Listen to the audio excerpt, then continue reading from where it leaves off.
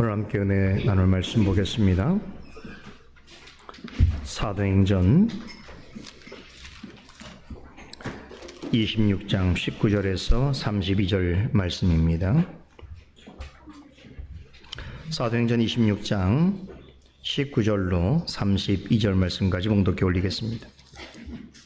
아그리빠 왕이여, 그러므로 하늘에서 보이신 것을 내가 거스리지 아니하고 먼저 다메섹에와 또 예루살렘에 있는 사람과 유대 온 땅과 이방인에게까지 회개하고 하나님께로 돌아가서 회개에 합당한 일을 행하라 선전함으로 유대인들이 성전에서 나를 잡아 죽이고자 하였으나 하나님의 도우심을 받아 내가 오늘까지 서서 높고 낮은 사람 앞에서 증거하는 것은 선자들과 모세가 반드시 되리라고 말한 것밖에 없으니 곧 그리스도가 고난을 받으실 것과 죽은 자 가운데서 먼저 다시 살아나사 이스라엘과 이방인들에게 빛을 선전하시리라 함이니이다 하니라.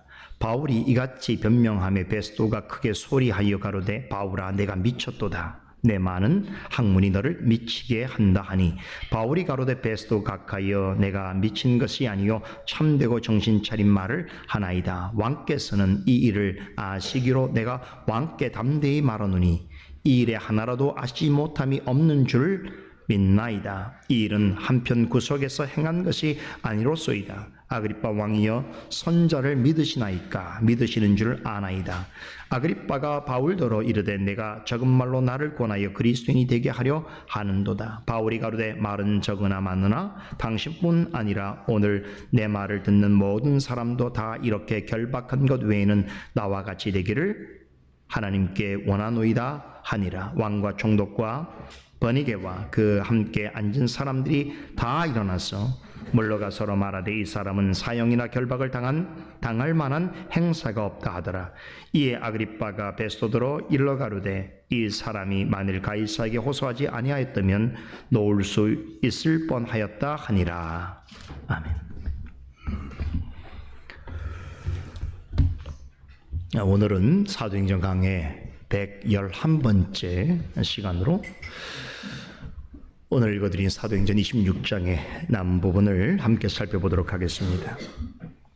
앞서 바울은 아그리빠 왕과 베스도 총독 그리고 여러 고위 관료들 앞에서 행한 변론에서 지난날에 자신이 어떻게 그리스도를 믿고 따르는 사람들과 교회들을 핍박해왔던 사람인데 이제는 그리스도의 복음을 전하는 전도자로 변하게 되었는지 그 경위를 자세하게 전했습니다. 바울이 이렇게 전격적으로 변할 수 있었던 것은 바로 예수 그리스도, 부활하신 예수 그리스도와의 만남에 있었습니다. 예수님과 그분을 예수님을 만나기 전에 정통 유대주의에 사로잡힌 바리새인으로서 그리스도와 기독교를 맹렬하게 대적하는 일에 앞장섰습니다.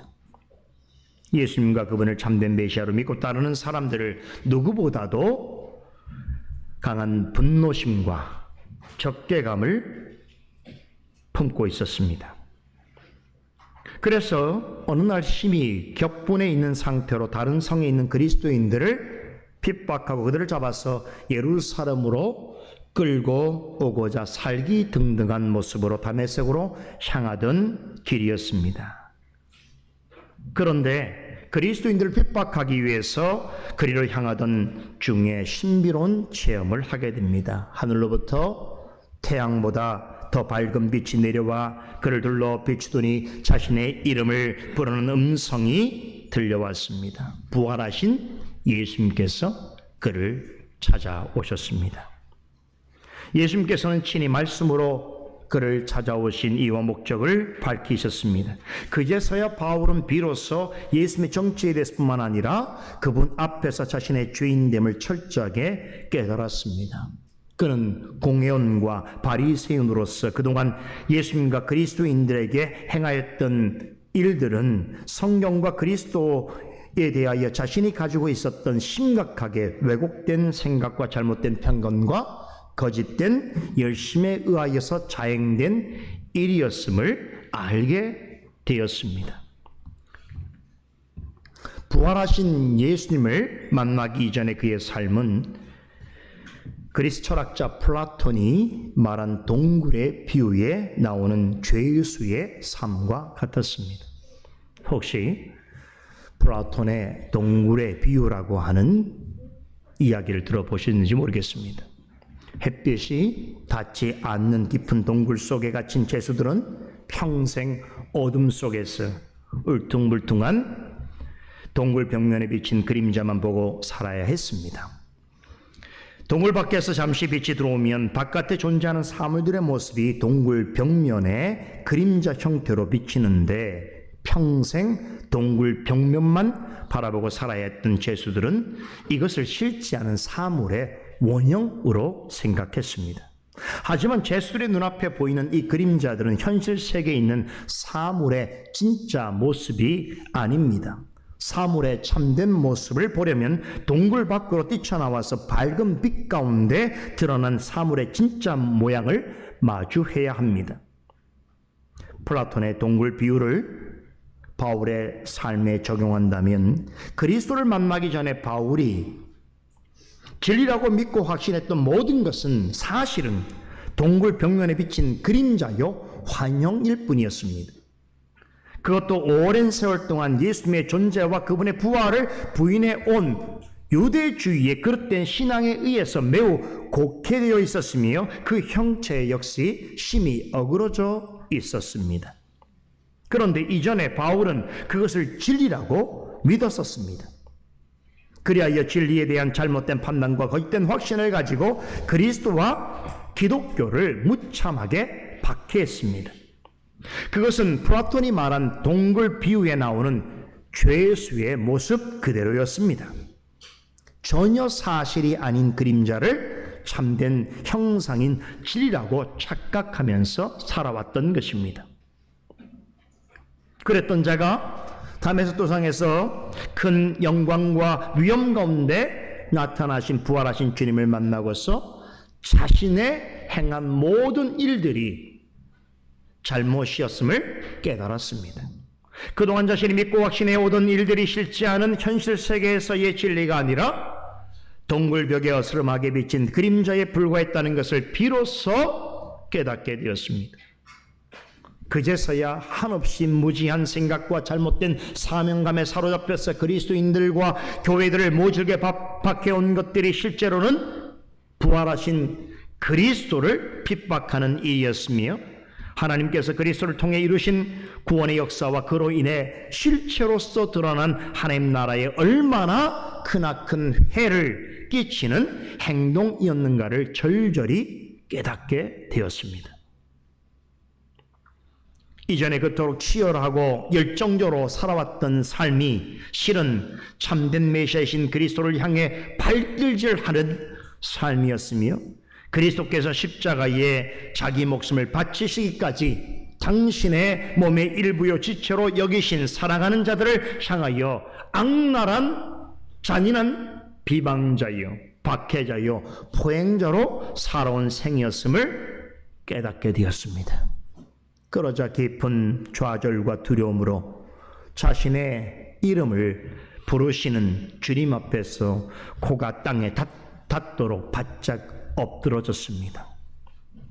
전부터 그리스도를 바르게 알았더라면 혹은 기독교의 진리를 바르게 파악했더라면 그렇게까지는 하지 않았을 터인데 부활하신 주님을 만나기 전까지는 그는 정말로 어두운 동굴 속의 벽면만 바라보고 살았던 죄수와도 같은 인생이었던 것입니다. 그런데 주님은 그런 자에게 지극히 크신 긍휼과 자비를 베풀어 주셨습니다. 그리고 그 자신과 또한 인류를 위하여 예비해 두셨던 특별하고도 위대한 사명을 그에게 맡기셨습니다. 주님의 종과 증인으로서 유대인과 이방인에게 복음을 증거하여 그들을 어둠에서 빛으로 사단의 권세에서 하나님께로 돌이키고 그로 하여금 죄의 사함을 받아 하나님의 백성이 되는 기쁨과 영광을 맛보게 하는 사명을 그에게 맡기셨습니다. 이 같은 사역의 부르심을 받은 사람들은 역사적으로 보면 많습니다. 하지만 바울에게는 매우 특별한 점이 있었습니다. 그는 부활하신 주님으로부터 직접 이 크고 거룩한 사명을 받았을 뿐만 아니라 그 이후에도 그에게 풍성한 계시와 계시의 정신을 주셔서 성경을 14권이나 기록하게 하셨습니다. 바울은 구약 시대로부터 신약 시대에 이르기까지 하나님께서 약속의 말씀을 통해 드러내신 놀라운 구원의 경륜의 역사와 기독교의 심오한 진리를 정확하고 바르게 이해하게 되었으며 그 모든 내용을 빠짐없이 성경에 기술하였습니다. 나아가 예루살렘으로부터 온 유대와 사마리아와 로마에 이르기까지 복음을 전하라는 주님의 지상 명령을 온전히 수행했습니다. 그는 온 세상 모든 사람을 향하여 담대하게 부활하신 예수 그리스도와 그분의 복음을 선포하고 가르쳤습니다. 이것은 바울 선생만이 가지고 있는 아주 특별한 점입니다. 바울처럼 복음을 전한 사람들은 많지만 바울과 똑같은 일을 행한 사람은 아무도 없습니다. 사도행전 9장에서 보면 다메섹 사건을 처음 소개하는 본문에서 부활하신 주님께서 경건한 아나니아에게 전하여 주신 말씀을 아나니아가 부활하신 주님을 만난 바울에게 그대로 전하는 내용이 나오지요. 사도행전 9장 15절에 이르기를 주께서 이르시되 가라, 이 사람은 내 이름을 이방인과 임금들과 이스라엘의 자손들에게 전하기 위하여 택한 나의 그릇이라 라고 하셨습니다. 이 말씀대로 바울은 유대인과 이방인뿐만 아니라 높고 낮은 자리에 있는 사람들과 후대에 나올 모든 하나님의 백성에게 그리스도와 그분의 복음을 전하도록 특별한 부르심과 보내심을 받은 하나님의 특별한 그릇입니다.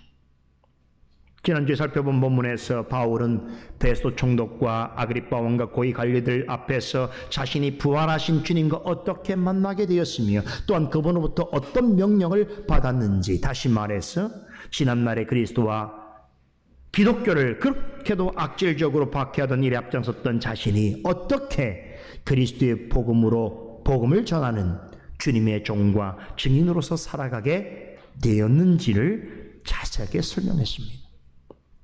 오늘 이어지는 본문에서는 다메섹 도상에서 찾아오신 부활하신 주님으로부터 부르심을 받은 후에 어떠한 태도로 자신에게 주어진 사명을 감당했는지를 사실 그대로 진술하고 있습니다. 먼저 그럼 이런 한 가지 점은 19절을 보면 바울은 주님께서 자신에게 맡기신 사명을 하늘에서 보이신 것이라고 표현하는 이 내용에 주목해 볼 필요가 있습니다. 주님을 만난 후 오랜 시간 동안 힘을 다해서 전한 말들은 자신의 머리나 자신의 경험에서 비롯된 것이 아니라 주님께서 성령을 통하여 알려주시고 깨닫게 해주신 하나님의 그릇, 거룩한 뜻이라는 점을 강조하고 있습니다. 지난 강설 시간에도 잠시 인용하여 드린 데살로니가전서 1장 5절에서 바울은 자신이 전한 복음을 어떻게 표현했습니까? 이는 너희에게 나의 말로 전한 것이 아니라 능력과 성령과 큰 확신으로 증거하였다라고 했습니다. 즉 자신은 주님을 수종드는 종으로서 주님께 받은 말씀을 전하는 선자의 심정으로 복음을 전하였다는 것입니다. 그런 까닭에 부활하신 주님을 만난 후로 줄곧 복음 전도의 사명을 감당하면서 살아온 자신의 생애를 아그리빠 왕 앞에서 이렇게 묘사한 것입니다. 왕이여, 그러므로 하늘에서 보이신 것을 내가 거스르지 아니하였나이다 라고 담대하게 말할 수 있었던 것입니다. 여기서 내가 거스르지 아니하였다 라고 하는 이 말은 이중부정의 표현이지, 이런 뜻입니다. 내가 어떻게 주님의 명령을 거스를 수 있단 말입니까? 나는 주님이 주신 사명을 따를 수밖에 없었습니다라고 하는 강한 사명의 의미가 담겨져 있습니다. 왜 그렇습니까? 자신이 증거한 모든 말들은 부활하신 주님께서 직접 자신에게 찾아오셔서 전하여 주신 말씀이고 사명이며, 또한 자신이 전한 복음은 하늘로부터 임하여진 거부할 수 없는 하나님의 뜻이자 명령이었기 때문입니다. 바울은 다메스토상에서 주님과의 만남을 통해서 지난날에 사탄과 어두운 권세 가운데서 부지부식간에 사탄이 좋아하는 일을 행하여 살아왔던 자신을 빛과 생명의 세계로 옮겨주시고 그리스도로 말미암아 죄의 삶을 얻게 하사 구원받은 백성으로 삼아주신 하나님의 놀라우신 구원의 역사를 생생하게 맛보았습니다. 그때 자신을 만나주신 주님은 평생 동굴 어둠 속에서 벽면에 비춰진 그림자만을 보면서 그것을 실제요 진리라고 착각하면서 살아왔던 동굴 속 죄수처럼 그렇게 어리석고 고집센 죄인 중에 괴수 같은 자신의 닫힌 눈을 밝혀주시고 어둠에서 빛으로 나오게 해주시고 사탄의 종살이하던 처지에서 하나님을 섬기는 자리로 돌아서게 해주셨다는 것입니다.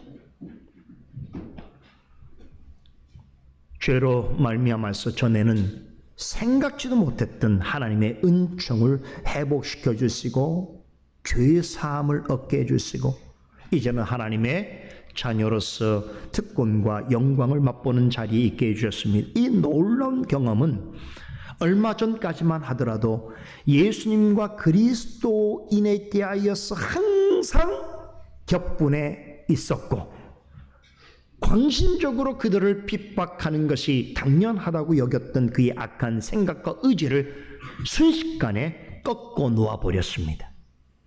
뿐만 아니라 이 놀라운 경험으로 부활하신 그리스도를 만나기 전까지 그가 가지고 있었던 나사렛 예수와 기독교 진리에 대한 수많은 의문과 의심들이 단번에 해소되었습니다.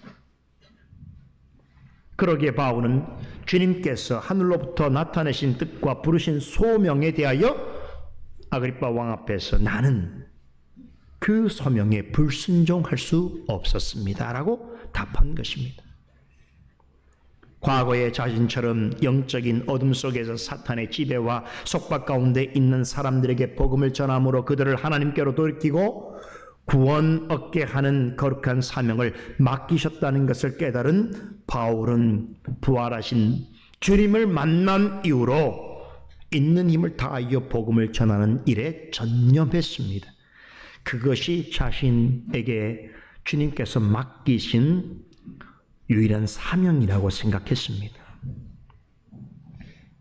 그리하여 과거에 살기 등등하게 그리스도와 교회를 핍박하기 위해서 가던 그 발걸음, 그것을 완전히 돌이켜서 이제는 사단과 어둠의 지배 아래 있는 자들에게 빛과 생명의 복음을 전하고 그들을 구원하는 복음을 전파하는 전도자의 길로 나아가게 되었던 것입니다. 본문 20절에서 바울은 이 거룩한 사명을 감당하기 위하여서 자신이 부활하신 예수님을 만난 다메섹에서부터 복음을 전하기를 시작해서 예루살렘과 온 유대와 그리고 아시아 지역으로 가서 선수 복음을 전하였노라고 고백합니다.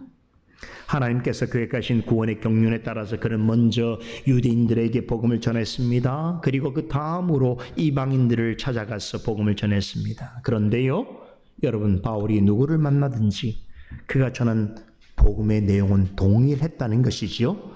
20절 하반절은 대상이 누구였든 간에 바울이 증거한 복음을 축약해서 한 문장으로 소개하고 있습니다. 자신이 증거한 복음은 바로 이것이었다는 거예요. 회개하고 하나님께로 돌아가서 회개에 합당한 일을 행해라 라는 내용이었다는 것입니다. 여기에 등장하는 세 가지 동사가 있지요. 이것은 세 번의 명령의 형태로 언급되어지고 있습니다. 내용을 잠시 보면 첫째, 회개하라는 것입니다. 무엇을 회개하라는 것일까요? 자신의 죄를 회개하라는 것입니다. 복음을 들어야 하는 사람은 의인이 아니라 죄인이라는 것이지요. 예수님께서는 나는 의인을 부르러 온 것이 아니요 죄인을 부르러 왔노라고 하셨습니다. 사람을 죄에서 구원할 수 있는 이는 오직 우리 주 예수 그리스도뿐입니다. 바울은 로마서 3장에서 의인은 없나니 하나도 없으며 하나님의 은혜 없이는 하나님을 찾는 자도 없고 다 치우쳐 쓸모없는 일을 하게 되고 하나님이 기뻐하시는 선을 아무도 행할 수 없다라고 하는 복음을 전했습니다. 한 가지 기억해 둘 것은 본문에서 바울이 언급한 회개하다라고 하는 말의 원문 표현은 헬라어 메타노에인이라고 하는 말인데 이 말의 진짜 의미는 뭔지 아세요?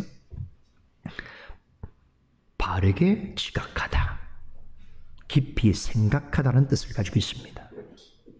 여러분, 복음을 받아들이려면 먼저 바르게 지각할 수 있어야 되고 깊이 생각할 수 있어야 한다는 것이, 무엇에 관하여서 모든 사람은 하나님 앞에서 실질적으로 본성적으로 죄인이고 타락해 있다는 사실을 인식하고 인정해야 한다는 것입니다.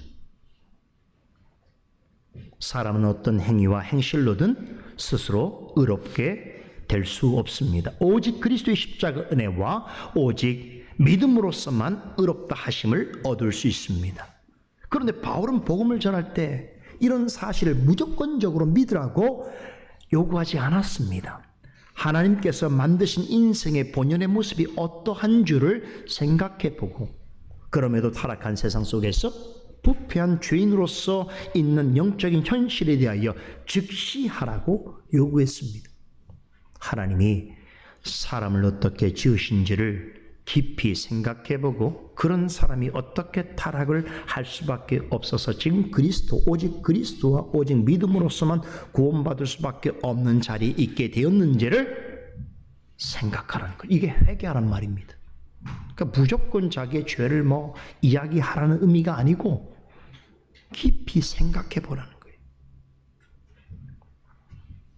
여러분, 복음을 듣고 받아들인다는 것은 하나님과 자신에 대해서 깊이 생각하는 이런 회개하는 행동이 지속되어야 한다는 것을 의미하는 것입니다. 둘째로 돌아가라고 합니다.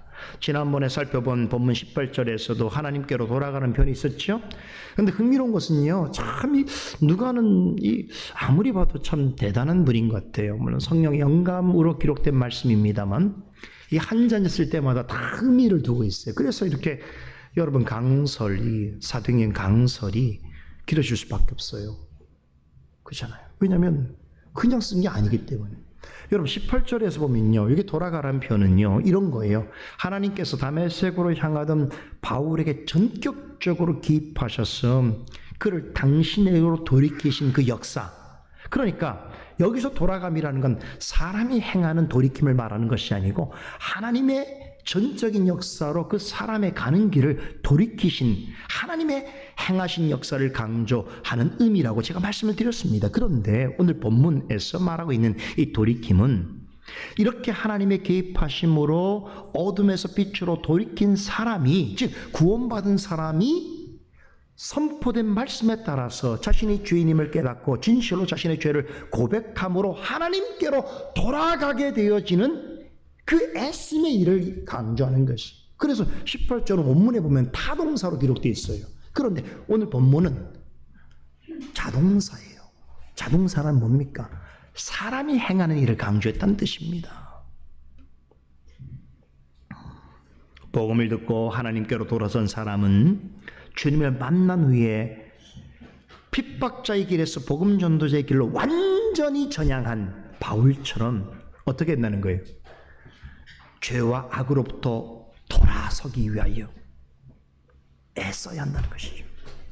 영적인 눈을 뜨게 해주셔서 어둠에서 빛으로 나아가게 해주셨다면 그 다음부터는 그 사람이 빛의 자녀처럼 자녀답게 살아야 한다는 것입니다. 이것이 바울이 전한 복음의 세 번째 강조점인데요. 셋째로 합당한 일을 행하라고 하는 것입니다. 하나님의 은혜로 영죽을 죄인에서 그리스도로 말미암아 의롭다 함을 받은 하나님의 자녀가 되었다는 것을 믿는다면 어떻게 된다는 거예요? 그에 합당한 처신을 해야 한다는 것입니다. 자신의 죄인됨을 알고 하나님께로 돌아가야 한다는 것을 인정하는 것만으로는 부족한 것입니다. 구원받은 하나님의 자녀답게 살아내는 데까지 나아가야 한다는 것, 이게 복음이에요. 복음은 그저 자신이 죄인한 사실을 인정하는 정도에서, 내가 구원받았구나라는 것에 대하여 감격하는 정도에서 멈추면 안 되고, 그러하기 때문에 그에 합당한 열매를 내는 데까지 나아가야 한다는 것입니다. 그러기 위해서는 어떻게 되겠습니까? 늘 말씀을 통해서 가르치시고 인도하시는 성령님을 쫓아 그분의 뜻을 의지하며 나아가야 합니다. 부활하신 주님을 만난 후에 바울이 누구를 만나든지 힘써 전했다는 이 복음을 세 가지 명령으로 요약한 바로 이 부분은요, 우리 정통 기독교에서 참된 믿음에 대하여 말할 때마다 항상 상기하게 되어지는 구원에 이르게 하는 믿음의 세 가지 요소를 떠올리게 합니다. 여러분, 참된 믿음의 세 가지 요소 예전에 공부해봤죠? 기억나십니까? 뭐죠? 구원에 이르게 하는 참된 믿음은 지식, 노티티아, 동의, 아센수스, 신뢰, 피두키아라고 하는 내용으로 구성되어 있습니다. 놀랍게도 바울이 증거했다고 하는 복음의 이 세 가지 내용과 참된 믿음을 구성하는 세 가지 요소는 아주 깊이 관련되어 있다는 것을 확인해 볼 수 있습니다. 죄를 회개하라는 명령은 참된 믿음은 하나님과 자신을 바르게 아는 지식에 근거해 있다라고 하는 믿음의 첫 번째 요소인 지식과 일치합니다.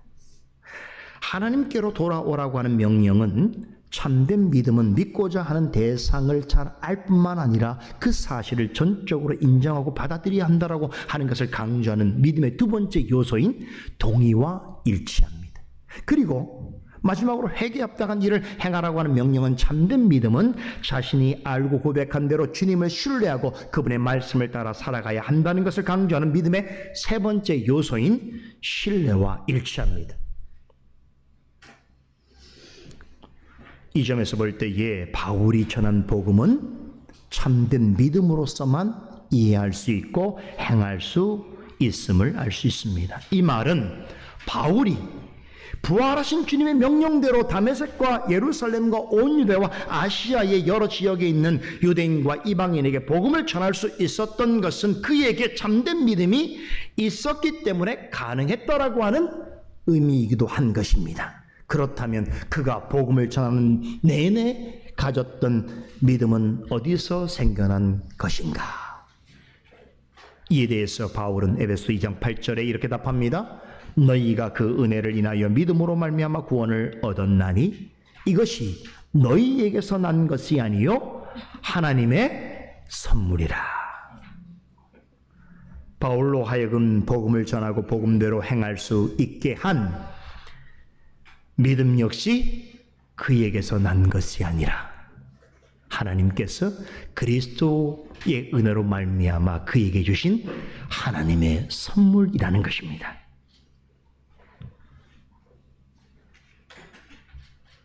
이 믿음은 과거에 그리스도와 전혀 상관없는 인생이었으나 그리스도를 알고 믿게 해주신 하나님의 은혜로 이제는 하나님의 자녀가 된 자들에게 값없이 주신 하나님의 선물입니다. 그러니까 바울이 부활하신 주님을 만난 후로 여러 지역을 다니면서 수많은 사람들에게 회개하고 하나님께로 돌아와서 합당한 일을 행하라고 하는 복음을 일관되게 증거할 수 있었던 것은 하나님께서 선물로 주신 참된 믿음을 가지고 있었기 때문이라는 것입니다. 자, 이와 같은 의미의 고백이 본문 22절에도 나옵니다. 바울은 하나님의 도우심을 받아 지금까지 여러 사람 앞에서 복음을 전할 수 있게 되었노라고 고백합니다.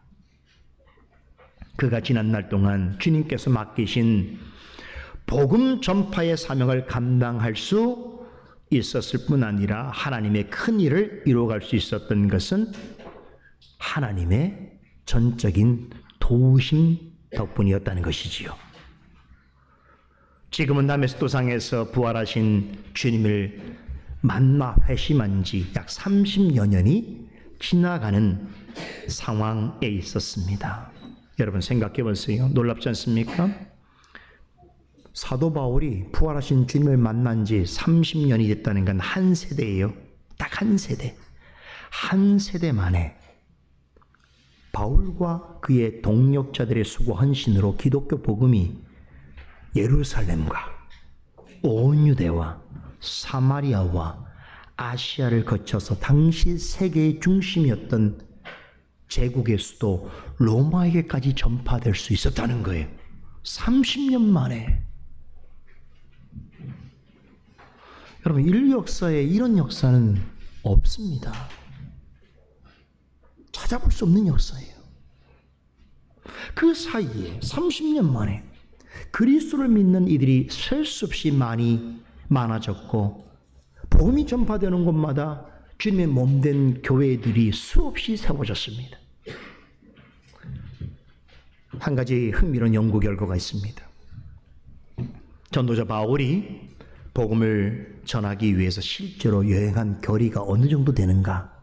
우리가 사도행전 중에서 그의 1차, 2차, 3차 전도 여행의 과정을 살펴봤지요. 그리고 이제 로마로 가는 여정이 남아 있습니다. 그가 다메섹 도상에서 부활하신 그리스도를 만난 이후에 사명을 받고 복음을 전파로 다닌 그의 복음 전파의 길이가 얼마큼 되는 줄 아세요? 지구의 둘레의 절반이라고 합니다. 지구 전체 둘레가 약 4만 킬로라고 하죠. 약 2만 킬로 정도를 다녔다는 거예요. 어림잡아 생각해 본다면 복음을 전하느라 서울과 부산 거리를 약 50번 이상 왔다 갔다 이동한 셈입니다. 지금이야 우리가 비행기가 있고 자동차가 있어서 뭐 대단한 일이 아닌 것처럼 생각될 수 있습니다만, 여러분 당시 생각을 해보세요. 도로도 닦여져 있지 않고, 그죠? 교통수단도 없고 변변한 것도 없고, 또 굉장히 위험한 그런 환경 가운데서 오직 도보와 선박만 이용해서 움직였을 그 당시의 사정을 고려해 본다면 이것은 실로 놀라운 일이 아닐 수 없는 것입니다. 여러분, 이런 여정 가운데 그가 편히 다녔겠습니까? 퍼스트 클래스를 타고 다녔겠습니까? 좋은 차를 타고 다녔겠습니까? 고생했겠지요.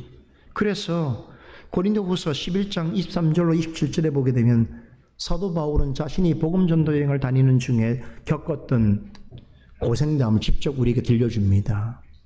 내가 수고를 넘치도록 하고 옥에 갇히기도 더 많이 하고 매도 수없이 맞고 여러 번 죽을 뻔하였으니 유대인들에게는 40에서 하나 감한 매를 5번이나 맞았으며 3번 태장으로 맞고 1번 돌로 맞고 3번 파선하고 일주야를 깊은 바다에서 지냈으며 여러 번 형제들의 여행하면서 강의 위험과 강도의 위험과 동족의 위험과 이방인의 위험과 신의 위험과 광야의 위험과 바다의 위험과 거짓 형제들의 위험을 당하고 또 수고하고 애쓰며 여러 번 자지도 못하고 줄이며 목마르고 여러 번 굶고 춥고 헐벗었노라고 그는 고백했습니다. 본문 21절에도 유대인들이 자신을 잡아 죽이려고 했다고 바울은 말하지요. 이렇게 바울이 직접 전한 고생담을 들려드렸습니다만 그는 죽음의 문턱까지 다녀왔던 적이 한두 번이 아니, 이게 다 복음을 전하는 과정 속에 일어났던 일입니다. 사도행전 20장에는 그가 도대체 어떤 마음으로 복음 전도의 사명을 감당하려 했는지 전하는 유명한 고백이 나옵니다. 오직 성령이 각 성에서 내게 증거하여 결박과 환난이 나를 기다린다 하시나 내가 달려갈 길 곧 주 예수께 받은 사명 하나님의 은혜의 복음을 증거하는 일을 마치려 하면은 나의 생명조차 조금 더 귀한 것으로 여기지 아니하노라라고 고백했습니다. 여러분, 고생당하는 것은 당연한 것이고 자신의 생명까지라도 기꺼이 바칠 각오를 하였다는 것은 그가 주님께로부터 받은 사명에 대한 특별한 인식이 있었기 때문이겠지요. 바울은 지난 30년 동안 하나님이 선물로 주신 믿음을 가지고 이 사명을 감당하기 위해서 부단히 애를 썼습니다. 그렇게 하여 어떤 선자나 어떤 사도도 해내지 못한 엄청난 결실을 얻었습니다. 그런데 놀랍게도 바울은 이 모든 일을 해낼 수 있었던 비결이 어디 있다고 말합니까? 오늘 본문에 보니까 하나님의 도우심으로 가능했다라고 고백합니다. 부활하신 주님을 만난 이후로 숱한 어려움과 환난을 직면하는 동안 자신의 목숨을 부지할 수 있었던 것과 또 끝까지 맡겨진 사명을 감당할 수 있었던 것은 오직 하나님의 도우심 덕분이었다는 것이지요. 본문 22절에 의하면 바울은 하나님의 도우심 덕분에 자신을 죽이려는 자들의 손아귀에서 몇 차례나 건져냄을 받았고 하나님의 도우심으로 지금까지 또 큰 자나 작은 자나 높은 자나 낮은 자 앞에서 당당하게 복음을 전할 수 있게 되었다라고 고백하고 있는 것입니다. 여러분, 왜 하나님께서 지금까지 그를 도우셨을까요? 그것은 그에게 맡겨진 일이 그의 일이나 사람의 일이 아니라 하나님의 크신 일이었기 때문입니다. 역으로 말하자면 하나님의 크신 일이었기 때문에 사단과 악한 자들로부터 극심한 반대와 위협이 많을 수밖에 없었던 것입니다. 그러기에 하나님께서 그를 도우셨습니다. 기억하십시다. 하나님의 일은 반드시 하나님께서 도우십니다. 여러분과 제가 오늘까지 하나님의 자녀로 살아올 수 있었던 것도 하나님의 도우심 덕분입니다. 만일에 하나님께서 우리를 붙잡아 주지 않으셨다면 우린 진즉에 넘어졌을 것입니다. 오늘 이 자리까지 있지 않았을 것입니다. 하나님께서 돕지 아니하신다면 우리는 작은 시련과 고난도 견디지 못할 것입니다. 그 어떤 마음의 평안이나 확신도 갖지 못할 것이며 믿음의 진보와 신앙의 성숙도 없을 것입니다. 그러나 신실하시고 정직하신 하나님께서는 당신의 자녀를 반드시 도우십니다. 그러할진대 하나님의 크신 일을 위하여 특별한 부름을 받고 쓰임을 받는 자는 어떻게 하시겠습니까? 하나님께서는 사명을 주실 때부터 그것을 완수하실 때까지 항상 도우십니다. 그런데 도우시는 방식이 있습니다. 하나님은 아무렇게나 돕지 아니하십니다. 다양한 방편을 통하여 도우실 수 있으나 가장 통상적으로 도움을 주시는 방편은 단연코 말씀입니다. 말씀 안에서 말씀을 통하여 말씀과 함께 도우십니다. 그러므로 우리는 말씀을 바르게 이해하고 분별하는 일에 힘써야 하는 것입니다. 하나님의 말씀에 관심이 없거나 들어도 깨닫지 못하면 하나님의 도우심을 받지 못할 뿐 아니라 하나님께서 도와주셔도 그것이 하나님의 도움인지 알지 못합니다.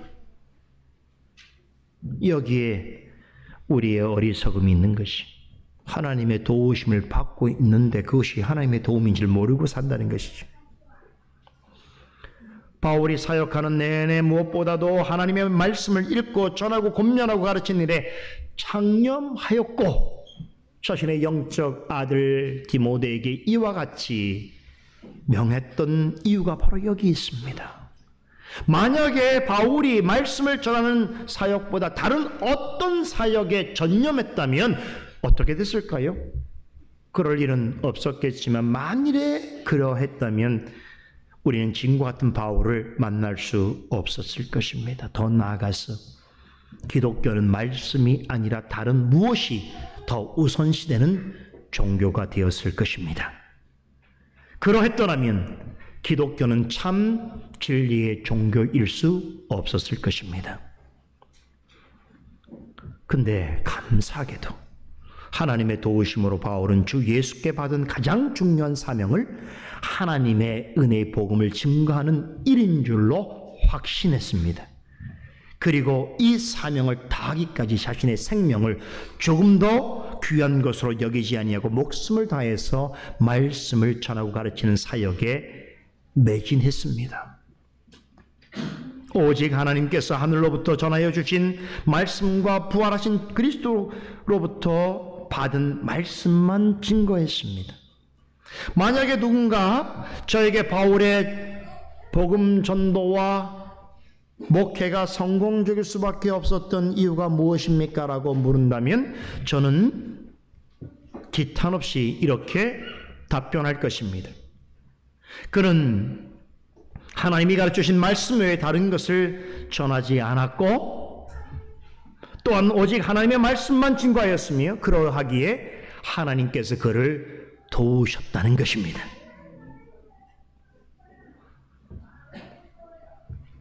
이것이 저희 답입니다.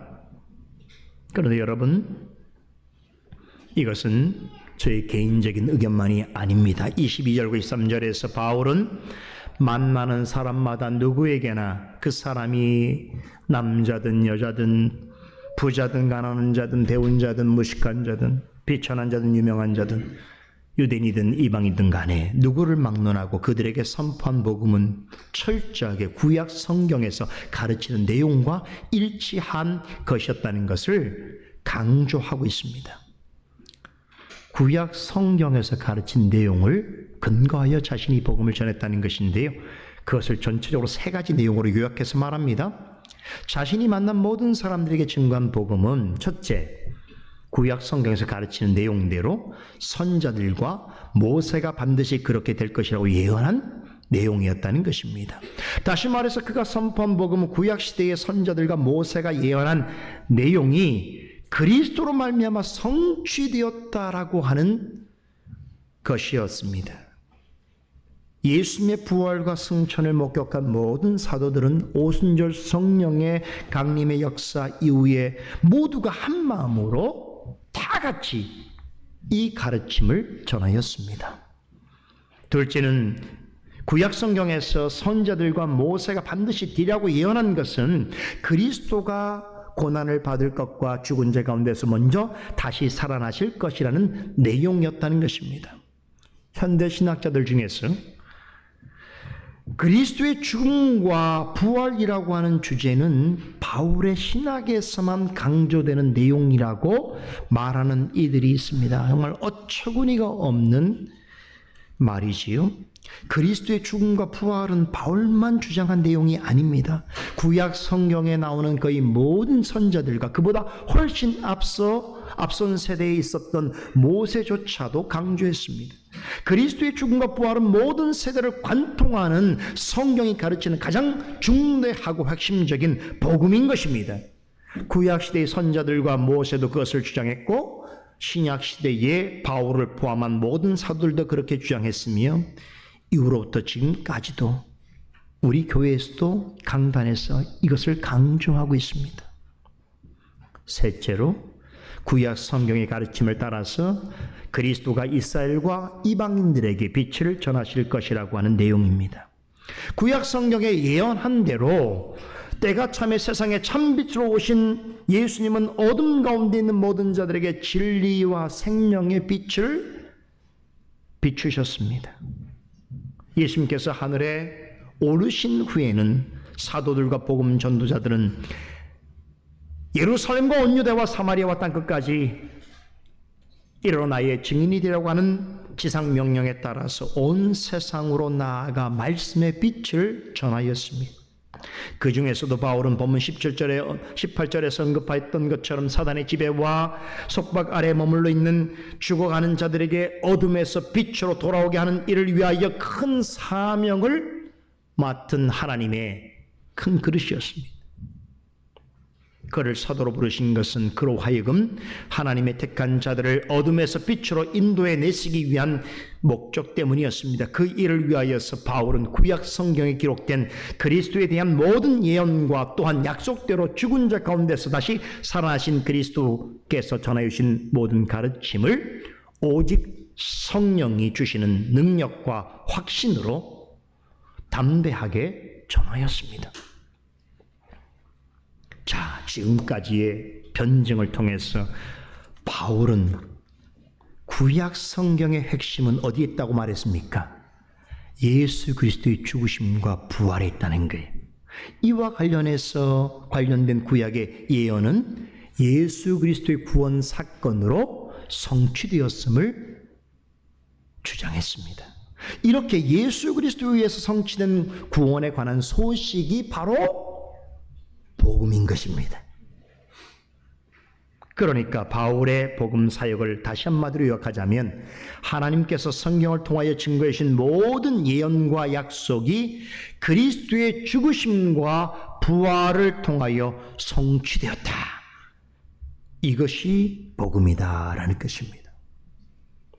그러기에 바울은 어디를 가서 누구를 만나든 간에 성경이 보증해 주는 내용과 방식에 따라서 그리스도의 죽으심과 부활을 전했습니다. 자, 그런데 이것이 구약 성경과 신약 성경 전체를 아울러 가장 중대한 복음의 핵심인데, 이것을 전하였다는 이유 때문에 가는 곳마다 비난과 핍박을 당해야 했습니다. 여기에 아이러니가 있는 거예요.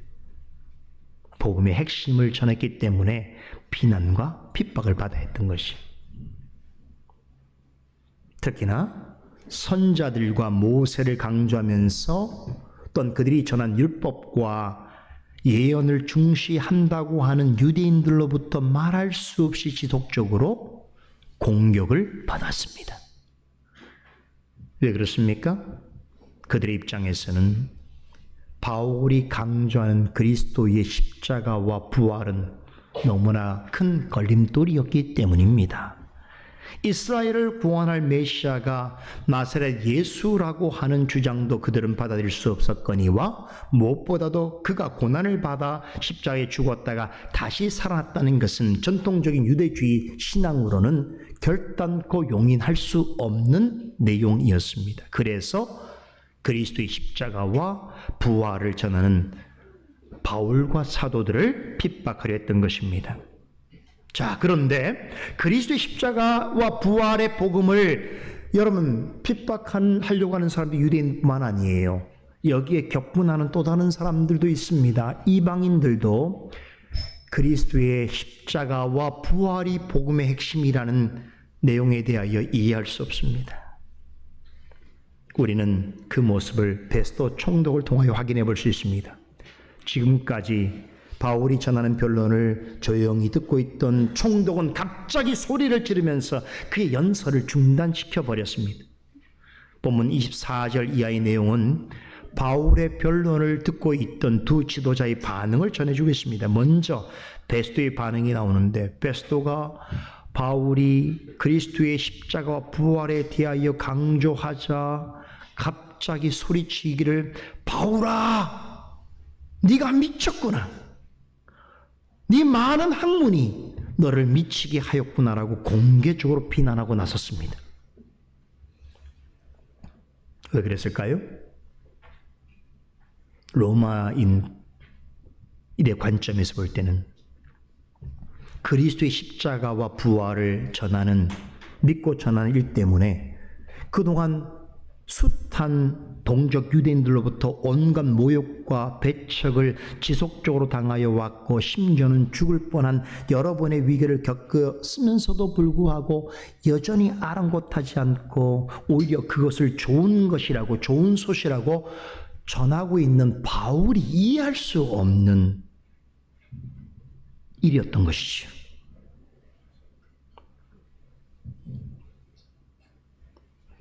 보아하니 대단한 학문과 대단한 지성을 가진 이는 분명한데 어찌하여 저것만 옳다고 이야기할 수 있는가?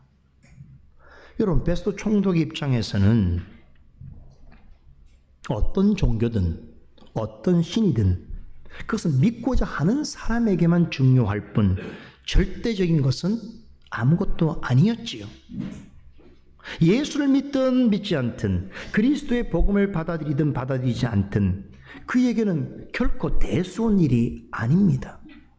그런데 자신보다 훨씬 배움이 깊어 보이고 지적일 것처럼 보여진 생각되었던 바울이라는 사람이 자신이 가지고 있는 모든 학식과 학문을 동원해서 처음부터 끝까지 오직 예수에 대하여서만 전하니, 그것도 십자가에 처형된 예수가 다시 살아나서 그 자신을 만나 주어서 십자가와 부활의 복음을 전하는 사명을 주었고, 또 그로부터 지금은 왕과 총독과 고위 관료들 앞에서 그것이 여전히 옳다고 전하고 있으니 로마인 관리의 시각에서는 저 바울이 과연 정신이 온전한 사람이 맞는가 싶었던 것이죠.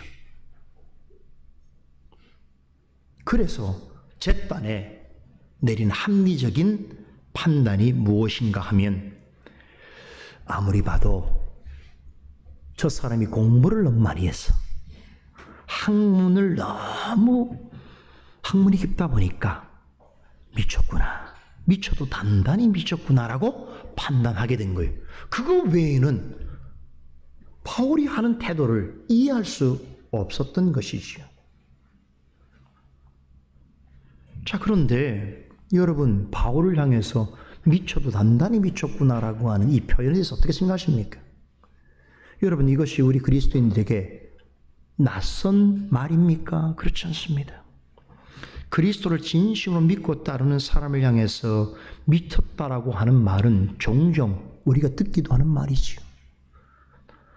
여러분, 누가복음 3장과 요한복음 10장에 보면 예수님도 이 땅에 계시는 동안 미친 자로 취급당했습니다.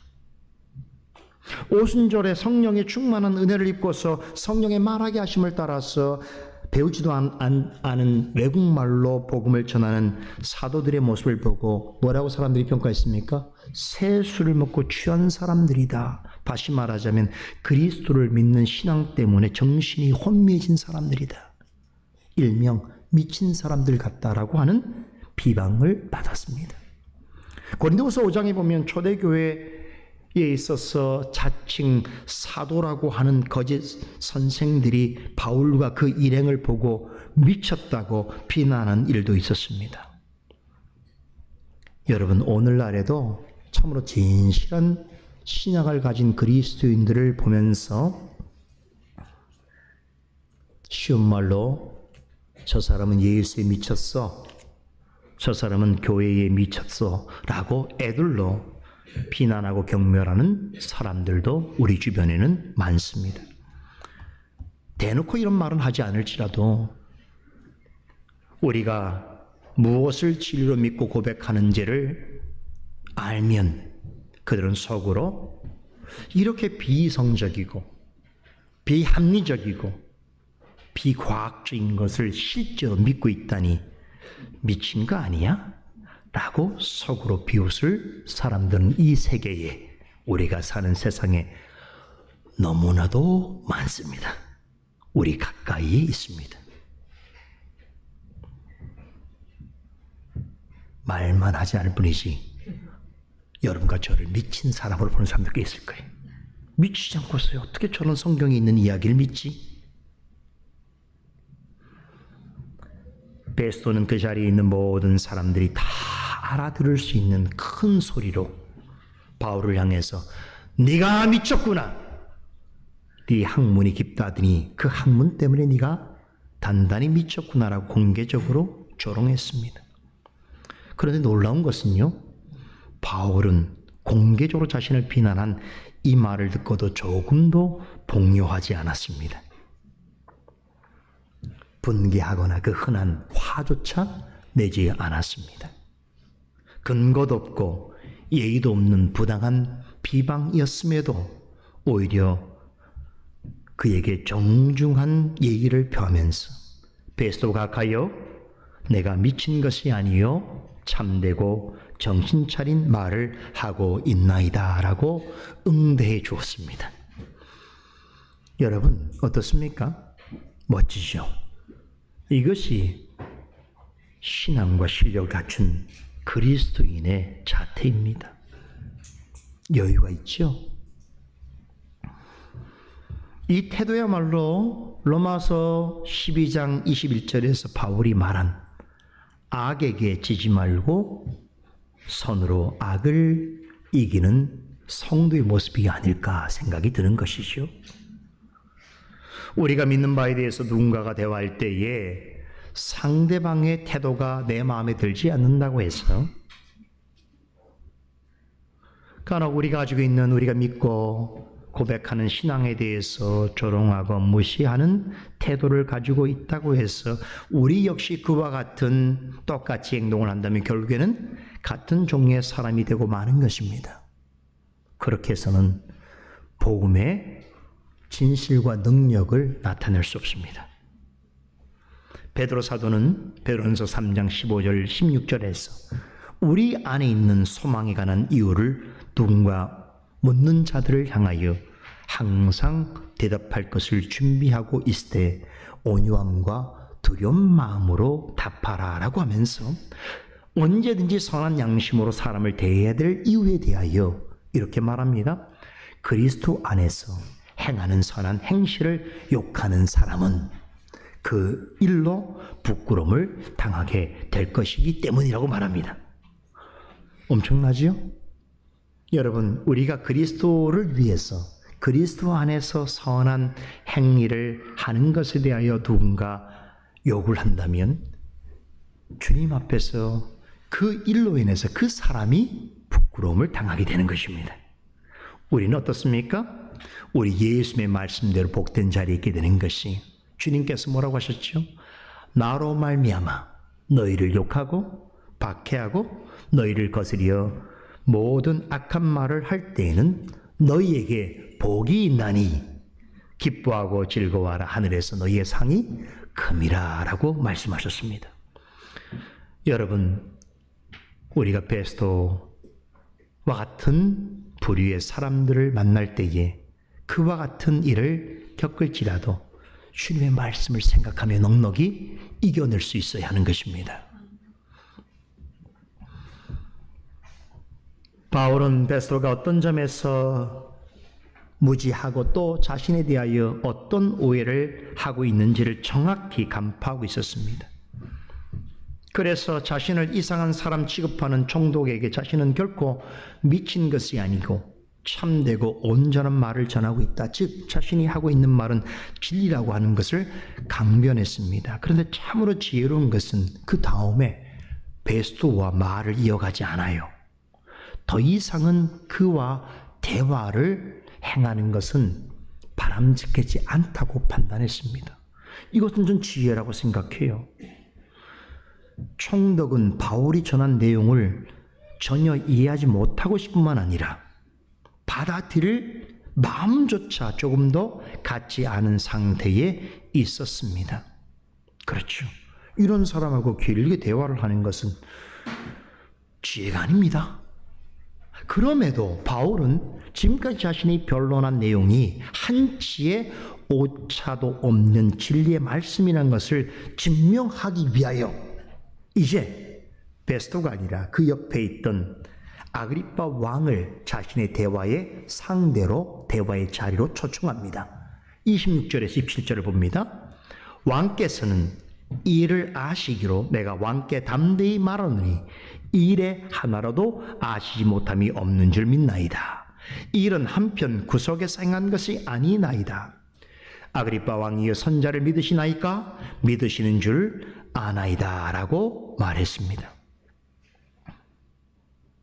여러분, 베스토야 로마인이죠. 이방인이죠.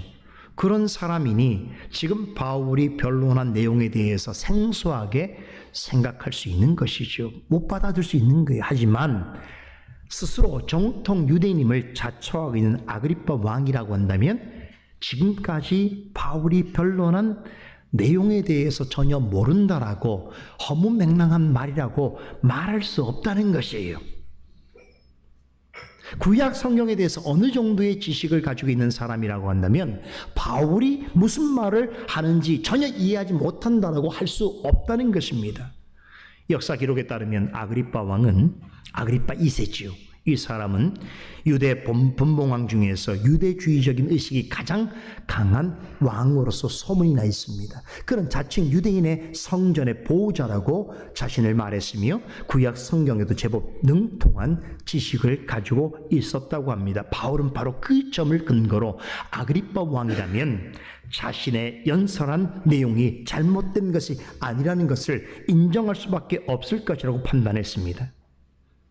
당시 유대인이라면 누구나 알고 있었던 그리스도의 죽음과 부활에 대해서도 유대 왕으로서 어느 정도는 소문을 듣고 알고 있었을 것이라고 확신했습니다. 물론 당시 그리스도의 죽음과 부활에 대해서 의심하고 부인하는 사람들이 많았습니다. 그럼에도 나사렛 예수가 유대인과 로마인들에 의해서 십자가에 못 박혀 죽었으며 3일 만에 부활했다는 소식을 듣지 못한 유대인은 거의 없었습니다.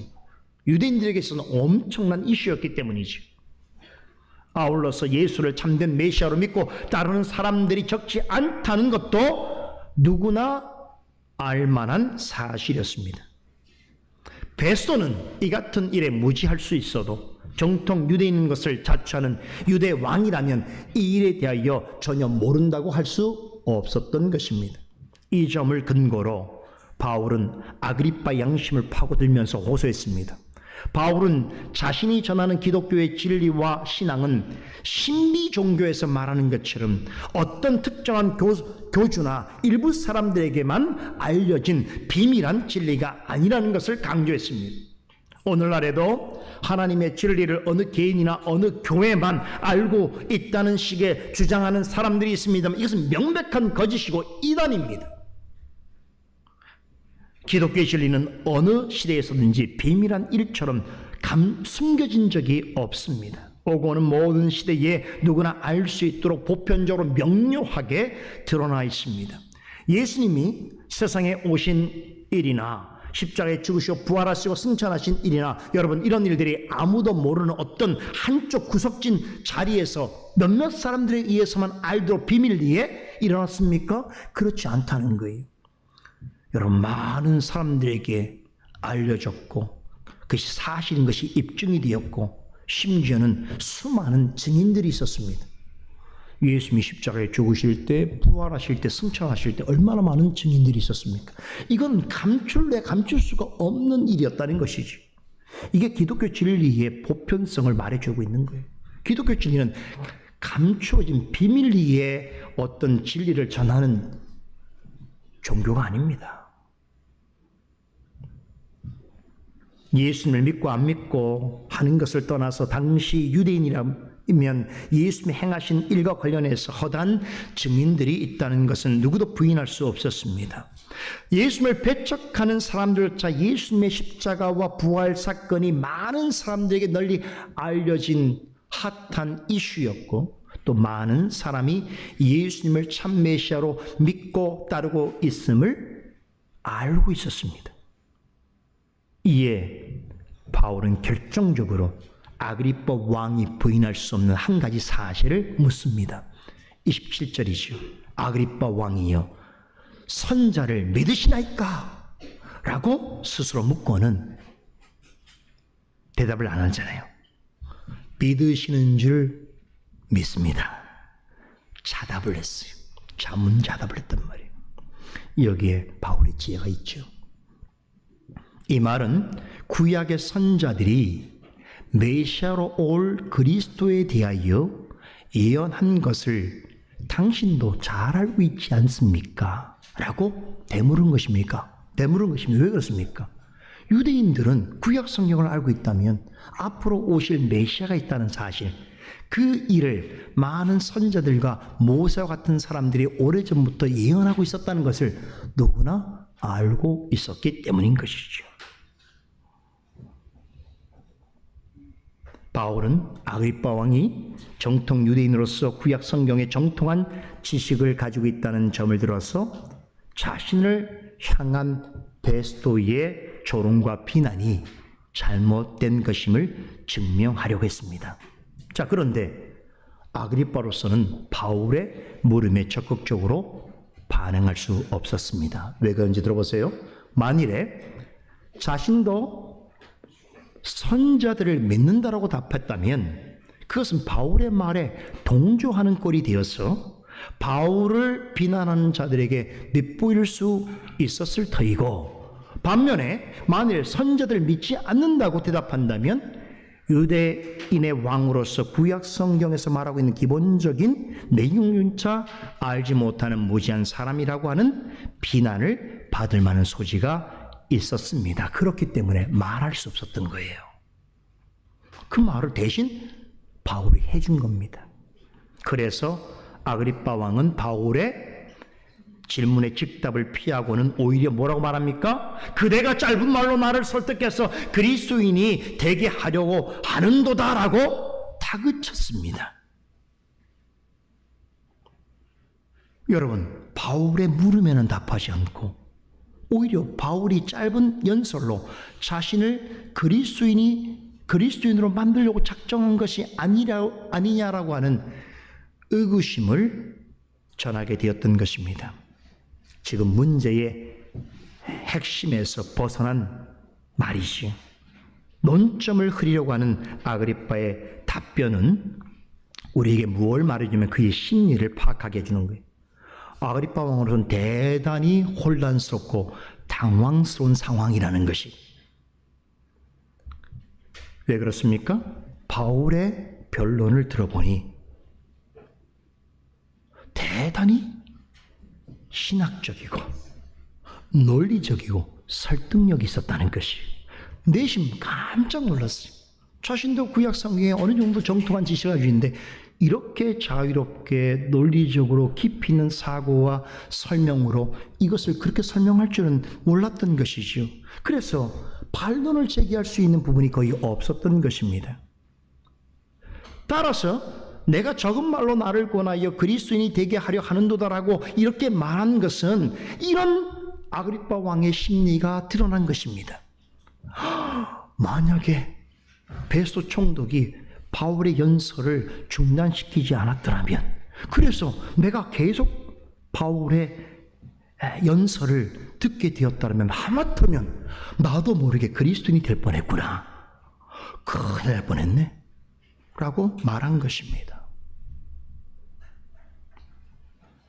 자백한 거예요. 그런데 불행히도 아그리빠 왕은 그리스도인이 되지 않았습니다. 정확하게 말하자면 그리스도인이 되지 않으려 무진장 애를 썼습니다. 지성적으로는 설득당했습니다. 거의 설득당했어요. 바울이 전하는 복음이 상당히 근거 있고 설득력 있다고 그는 인정했습니다. 하지만 그는 마태복음 13장에 나오는 씨 뿌리는 비유에서 씨를 길가에 뿌리운 자와 같았습니다. 복음을 듣고도 옳은 것인 줄을 알면서도 스스로 거부했습니다.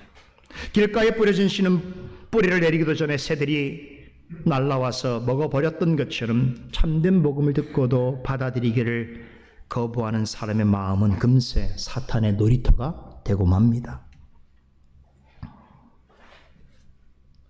우리 주변에 여러분 이런 베스토와 아그리빠 같은 유형의 사람들이 적지 않습니다. 베스토처럼 복음에 완전 무지하고 그래서 대놓고 복음을 전하는 사람을 조롱하는 사람도 있지요. 그런데 아그리빠처럼 어느 정도 복음에 관심을 보이다가 당신이 나를 그리스도인이 되게 하려고 되게 애를 쓰는군요 라고 대충 얼버무리면서 자리를 피하거나 또 설득되는 듯 보이다가도 스스로 설득되지 않으려고 애쓰는 사람들도 많습니다. 여러분은 이런 사람들을 만난다면, 이런 사람들을 본다면 어떤 생각이 들겠습니까? 본문에 나오는 바울의 태도는 우리에게 굉장히 귀중한 신앙적인 교훈과 도전을 주고 있습니다. 오늘은 29절 말씀만 살피고 마치겠습니다. 우리 한 목소리로 한번 29절 읽어보죠.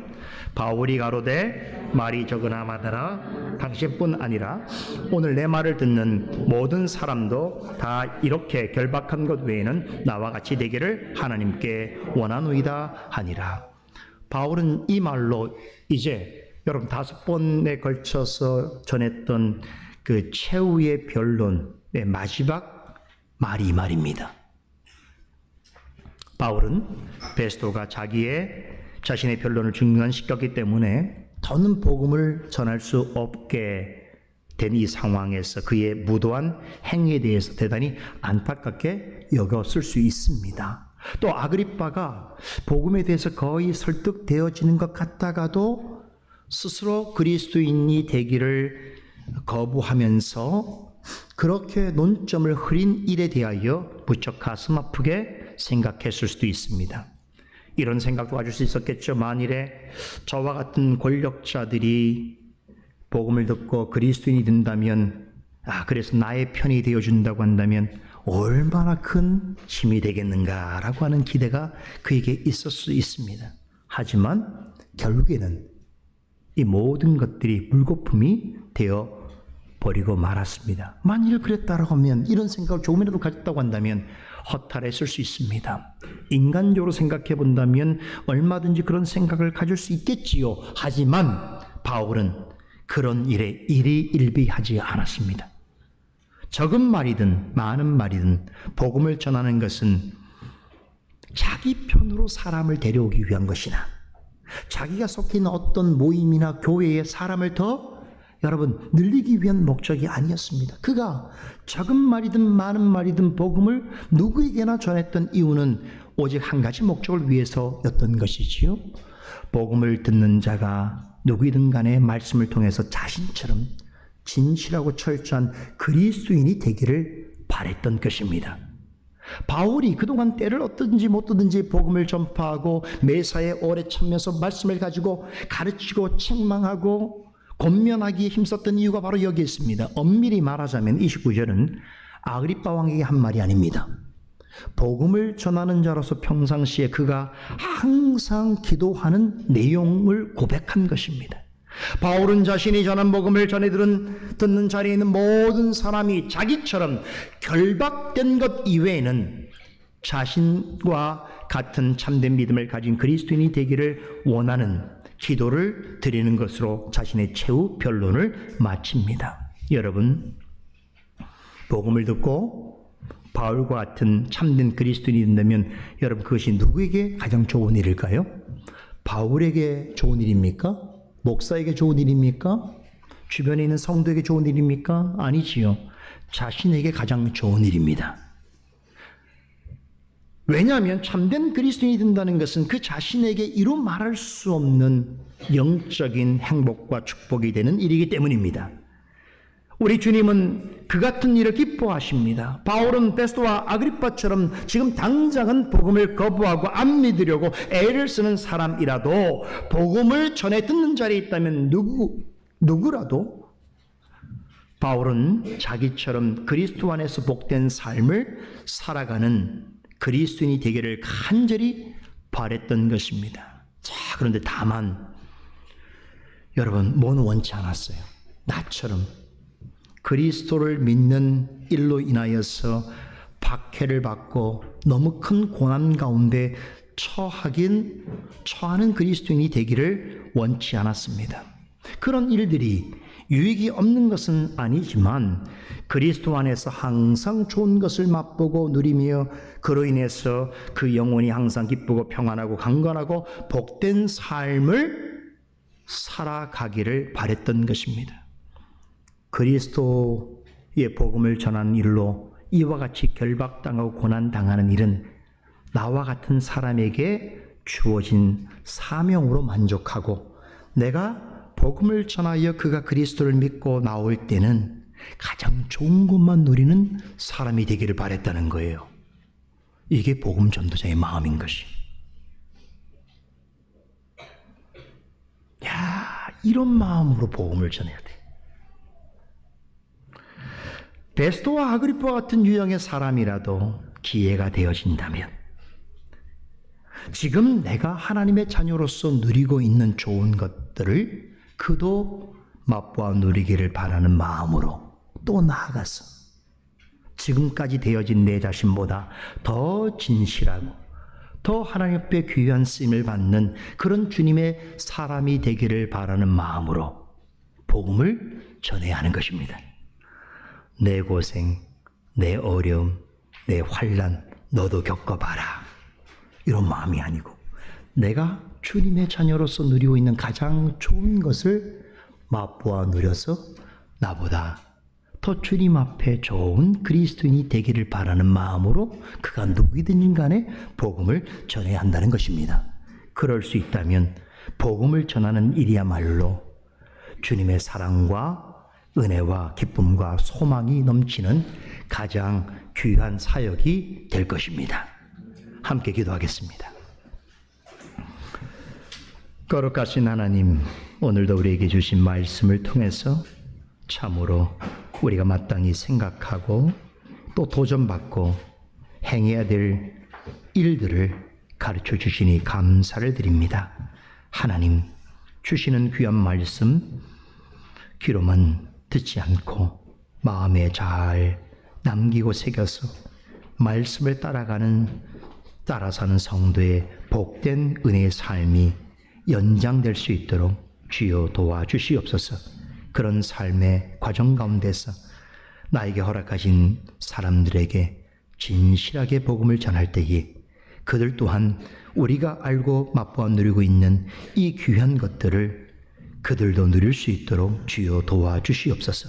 그런 일들이 나를 통하여 우리 교회를 통하여 이루어진다면 그보다 더 큰 기쁨과 소망이 없겠사오니 주여 우리를 사용하여 주시옵소서. 예수 그리스도 이름으로 기도드리옵나이다. 아멘.